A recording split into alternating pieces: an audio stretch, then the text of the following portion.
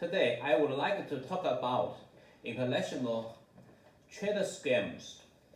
Case 1. A Russian importer defaulted through company merger and acquisition.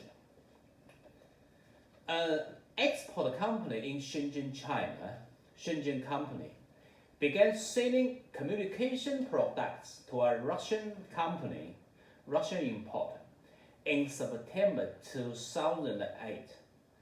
The main business contact of the Russian importer was its president, and his assistant usually placed orders. The transaction method between the two parties for many years was that the Russian importer placed an order via email or Skype, and the Shenzhen company confirmed with a pro forma invoice. The Russian importer settled the payment within 30 days after the Shenzhen company shipped the goods. In December 2011, the Russian importer placed an air freight order of about $90,000 and a sea freight order of $820,000 to the Shenzhen company. After the air freight order was completed and shipped, the Russian importer did not raise any objections. However, there was a problem with the sea freight order, and the Russian importer requested to cancel the order on the ground that the company president did not confirm it. In the case of shipment, the Shenzhen company was forced to negotiate with the Russian importer and lower the price to $700,000. The payment method was also adjusted. The Russian importer agreed to pay $300,000 in March 2012 and pay up the entire purchase price within the next 3 months. After the two parties reached a price reduction agreement, the Shenzhen company released the goods for the sea freight order. However, the Russian importer did not pay $300,000 in March 2012 after receiving all the goods. In August 2012, the Shenzhen company sent personnel to Russia to negotiate payment with the Russian importer, and the two parties signed a settlement agreement. After signing the settlement agreement, the Russian importer paid a total of $400,000 for the goods to the Shenzhen company by September 2013. After September 2013, the Russian importer totally ignored the payment request of the Shenzhen company. After being retained by the Shenzhen company, we entrusted a local Russian lawyer to conduct a credit investigation upon the Russian importer.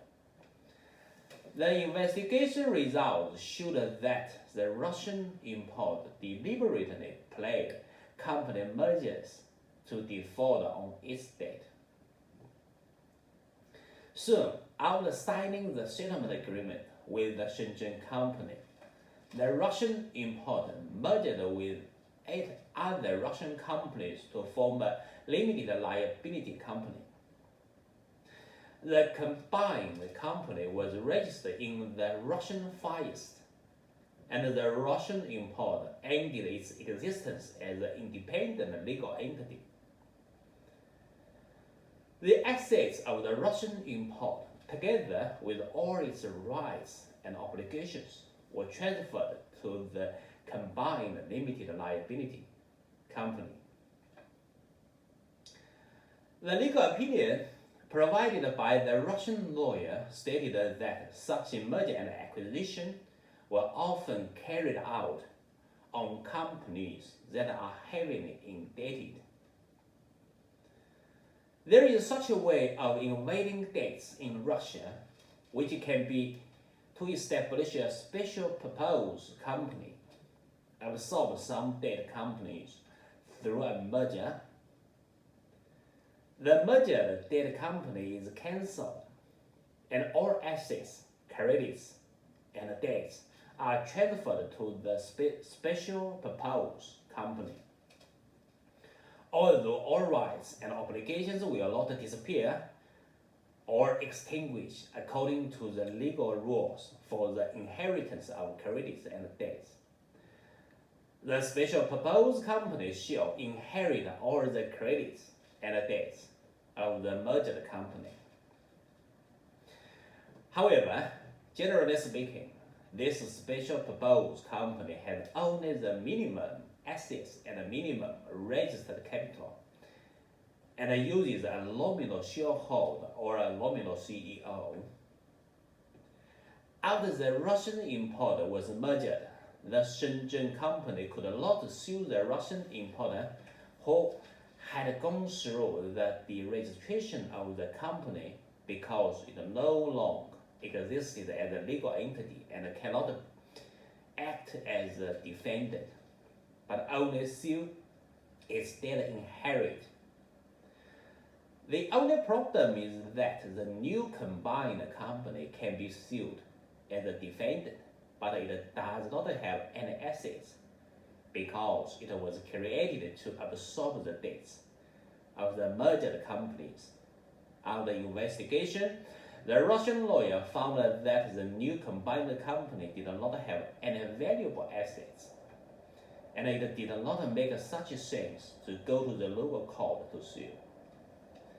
The Shenzhen company suffered heavy economic losses as a result. Lessons and enlightenment. The Russian importer played with the law and took advantage of legal loopholes, which was well unpredictable to the export. Definitely, it's unrealistic for foreign trade companies to understand the laws of various countries and to be familiar with the legal loopholes and the legal gray area of various countries. But for foreign buyers, especially for buyers in countries and regions with poor business reputation, the exporters must always maintain a sense of risk prevention and should not relax guard even for old customers. More importantly, the amount of accounts receivable should be kept within a reasonable range. If the amount of accounts receivable is too large, it may induce foreign importers to behave badly. Thank you for watching. I am Charles Shen, partner of Shanghai SunHold law firm.